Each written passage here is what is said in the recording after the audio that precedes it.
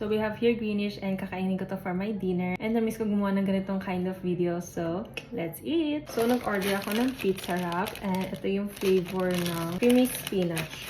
First time ko lang ito matatry. Wow, mukha siyang masarap. Sa tagal ko hindi kumain ng greenish, hindi ko alam meron na silang pizza wrap. And next is, ito yung combo meal nila. Pinili ko yung may pizza, lasagna, tapos may chicken and rice. Wow! So excited! First, try this one.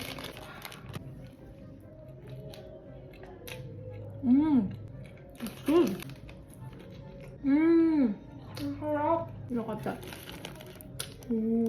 Grabe overload yung spinach and cream cheese. Let's try the pizza. Ayun. Look at the chicken. Crispy ba to? Try natin.